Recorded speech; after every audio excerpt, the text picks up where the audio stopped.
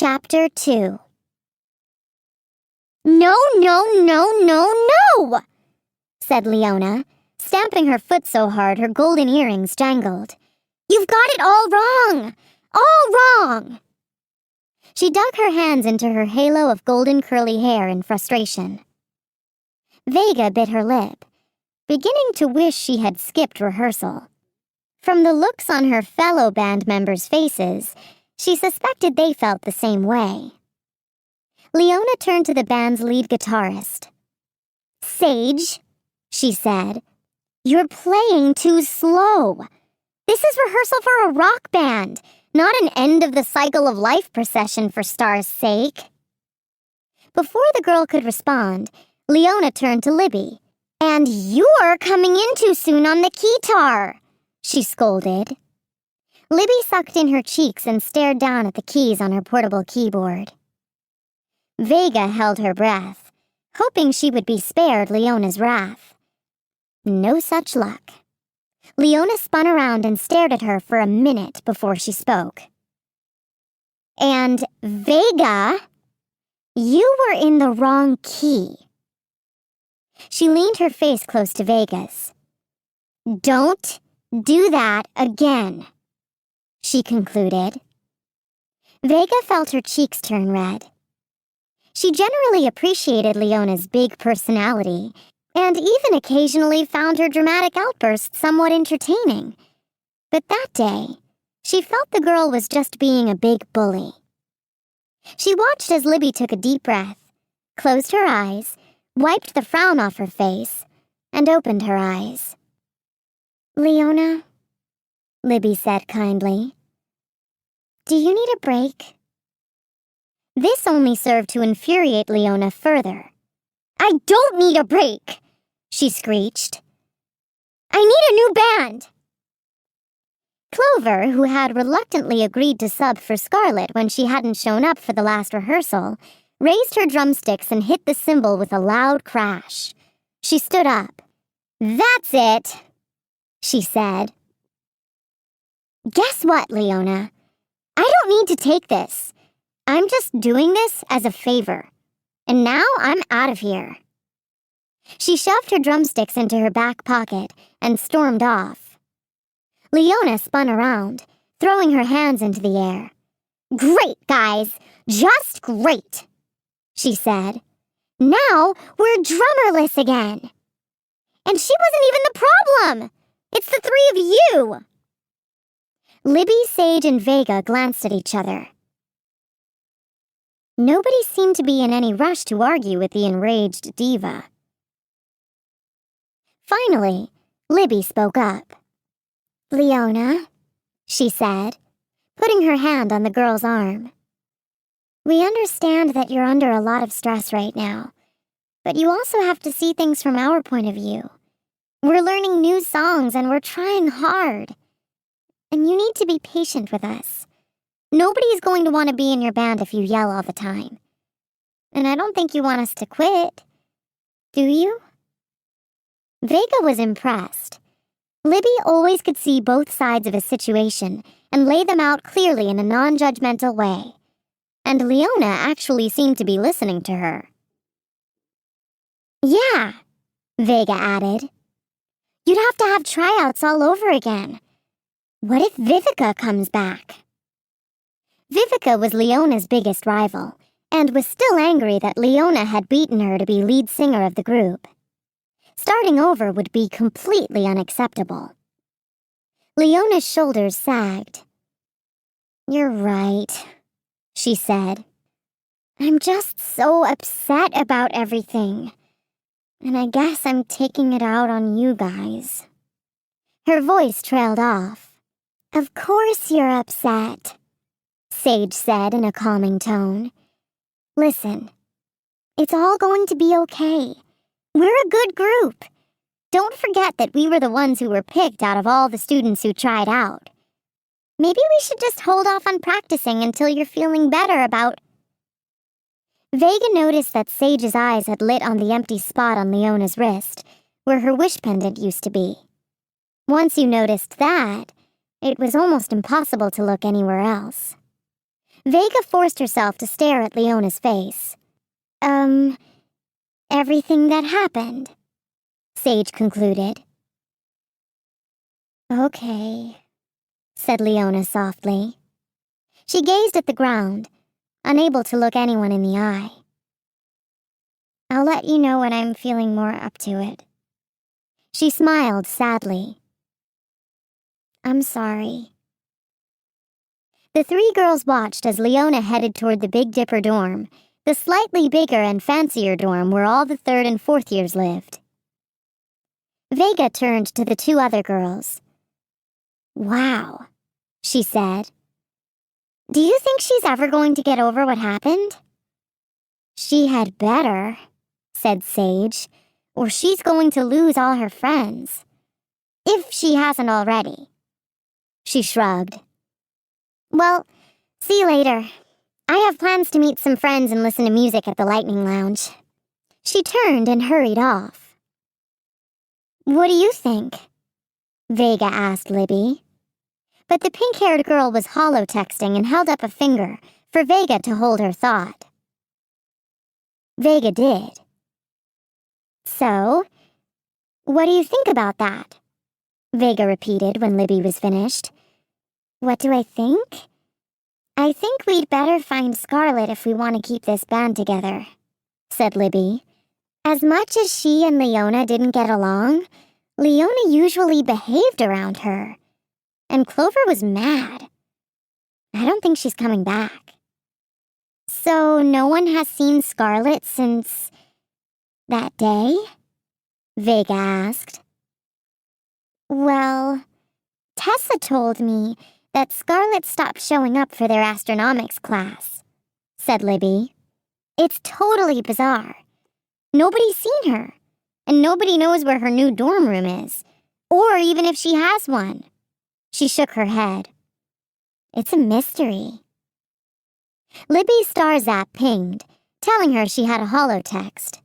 She read it, smiled, and put her guitar back in its pink case, then snapped the case closed. Adore is at the Serenity Gardens, she reported, so I'm going to paddle out there and hang out with her until dinner time. Want to join me? Vega declined, even though she enjoyed the gardens, a chain of star-shaped islands connected by footbridges that sat in the middle of Luminous Lake. Lush and beautiful, it was a wild place with towering trees, shady nooks, blossoming shrubs, creeping vines, and more varieties of flowers than you could count. The air smelled tantalizingly delicious, but there was a place she liked even better. See you at dinner, then, said Libby, walking off toward Luminous Lake. Vega knew she'd grab a hover canoe at the boathouse on shimmering shores. Vega slung her own guitar case over her shoulder and headed to the hedge maze, her favorite spot in all of Starling Academy. The trickly curving paths, which led, eventually, to a lovely seating area in the middle, were surrounded on either side by tall green hedges, so you couldn't see over to the next turn. But this maze was special. Its paths were constantly shifting, so it had limitless possibilities. You never went the same way twice. It was quite challenging. This was delightful to Vega, but entirely frustrating and confusing to most of the other students, so Vega knew she would have her privacy. An escape route had recently been added, after a first year had unwisely gone into the hedge maze without her star zap, and, unable to find her way out, had to sleep under a hedge overnight. Now a single red florafierce could be found blooming in each wall of the maze. All you had to do was pick it, and the maze would immediately form a doorway out. But Vega would never consider using it. Finding her way in an ever-changing maze was too much fun. Vega could feel all the frustrations of the day magically lift as she stepped between the leafy maze walls. She loved the way the thick hedges towered over her head and framed the blue sky above. She was convinced she did her best thinking as she wandered through its pathways. She switched on her Star Zap's holo video and began recording. She liked to take holo-vids of her day and review them before she got into bed for the night. After she made the first turn, She had a choice of going left or right. Without hesitation, she took the left path. Turning and turning and turning some more, she meandered through until she found herself in the center of the maze, which that day featured a display of lullaby flowers, formed into a star shape, of course. Nearby was a pretty little swing hung with creeping Zelda blooms, fragrant and lush. She sat on it and swung back and forth, the slight breeze ruffling her short hair. Vega opened her guitar case, lifted the blue embroidered strap over her neck, and began to strum, practicing her scales, starting with C major. Her fingers alternated over the frets as she picked out a sequence of notes. Practicing her scales soothed and calmed her, which was good, because Leona's outburst during band practice was still bothering her. It wasn't only that the girl had berated her fellow band members. Vega did not appreciate being yelled at for no good reason, but also that the usually confident starling was feeling so downtrodden.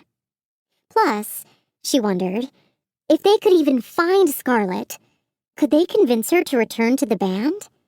Not if Leona was acting like this, that was for sure. Vega thought there must be something she could do to help. Her fingers playing the notes, she swung back and forth, lost in thought. That's it! I'll holotext Cassie! Cassie had struck up an unlikely but warm friendship with Leona. Unlikely because Cassie was as reserved and shy as Leona was loud and confident. But their opposite personality friendship worked. Vega felt a twinge of remorse. It was just like how she and Piper used to balance each other out.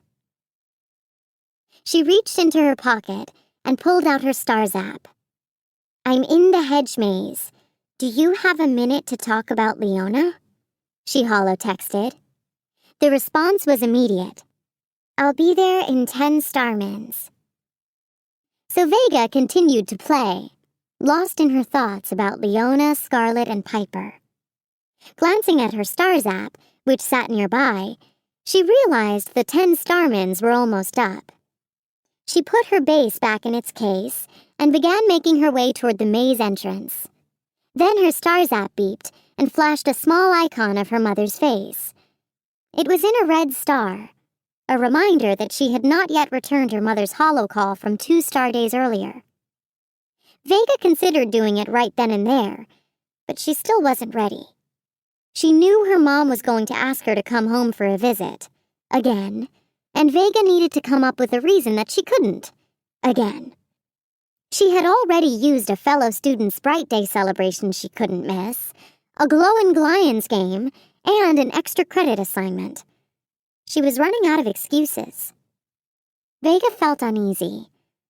She wasn't exactly sure when things between her and her mom had gotten so complicated, but she figured it must have been around the time the two had seemed to switch roles. Vega had reached the age of fulfillment, and overnight, it seemed, had transformed from a carefree child to an uber-responsible, grades-obsessed perfectionist.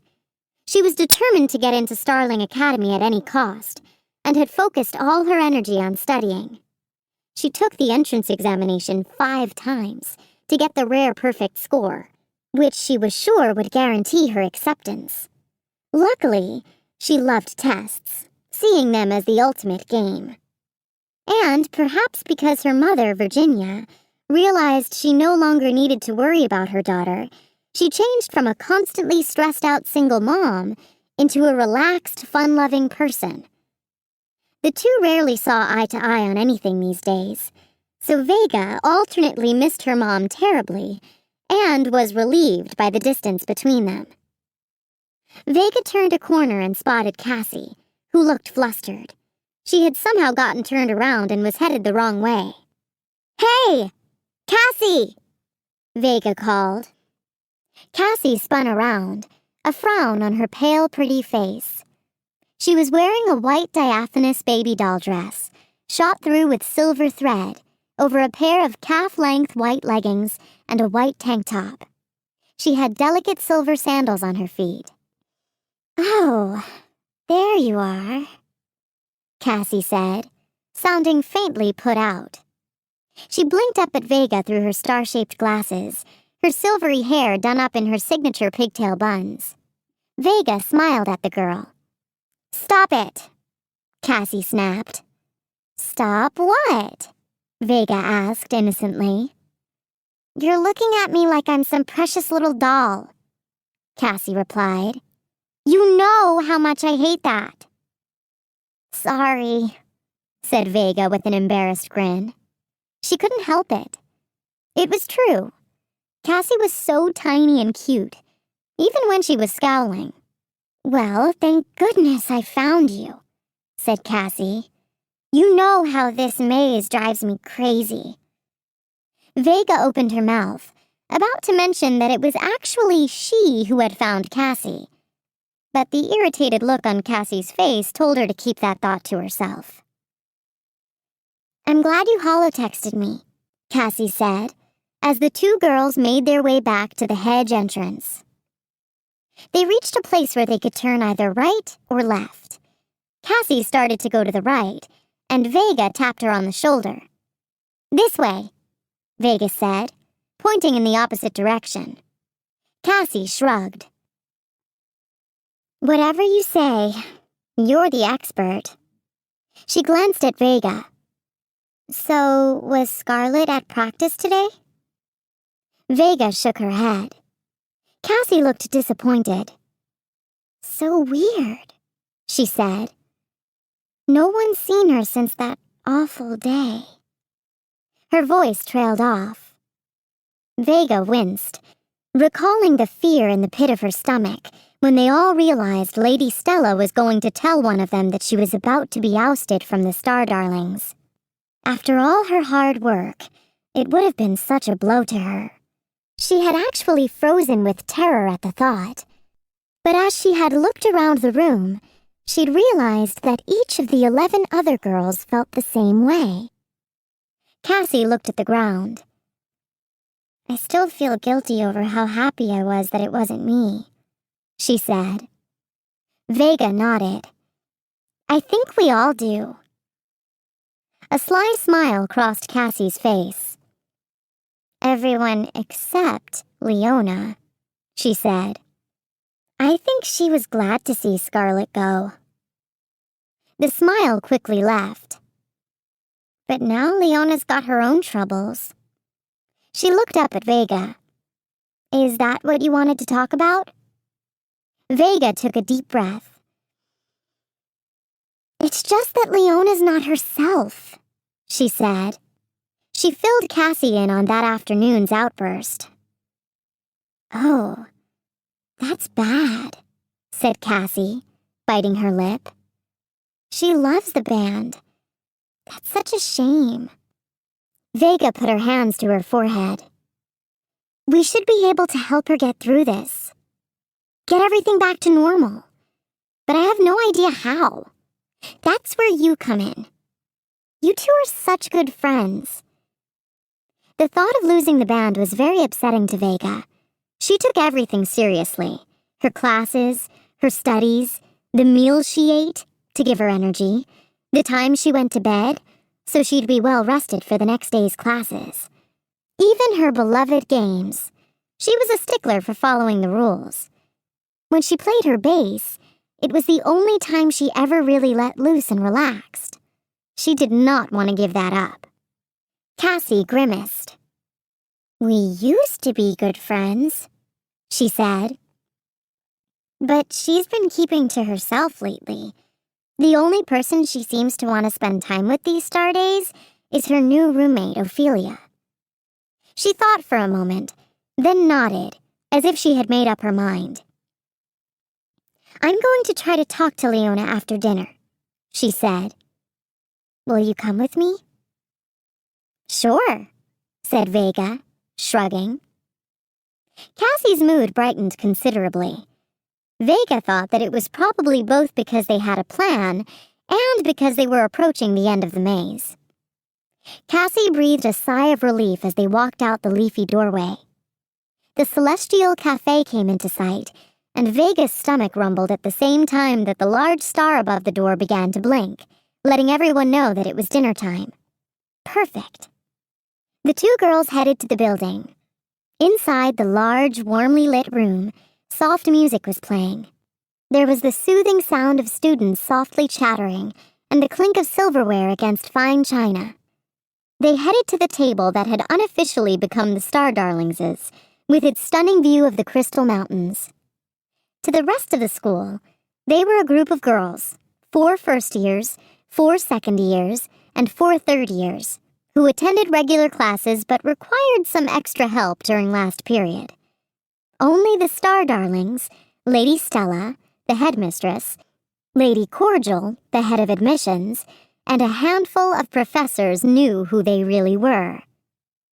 Vega found that some students treated her differently, a small number of those scornfully, though many were sympathetic, while most didn't seem to care that she was different. Little did they know that Vega and her fellow Star Darlings were really special in the very best way. That didn't matter to Vega, who didn't really care what others thought of her. It was enough for her to be singled out as special by someone she had admired for a long time, Lady Stella. In the hopes that she would one day be chosen to attend Starling Academy, Vega had devoured every Hollow article that had been written about the headmistress. There were 3 empty seats at the table, and Cassie and Vega sat next to each other. They missed out on the seats facing the radiant Crystal Mountains, but the light of the setting sun hit the mountain peaks, refracting into stunning mini rainbows that bounced off the shining goblets and illuminated everyone's face. "So, how was Wish Theory class today, Adora?" Vega asked, as she unfolded her soft cloth napkin and laid it on her lap. The Star Darlings always made certain to limit their conversations to non-Star Darlings business when they were in eye and earshot of the rest of the student body. They had been warned countless times that the work they were doing was top secret. Even most of the faculty had no idea what was going on. "A snore," said Adora with a rueful grin. Professor Illumia Wicks liked to let her students run the class discussions, which was oftentimes wonderful, unless you had an incessant talker in the class.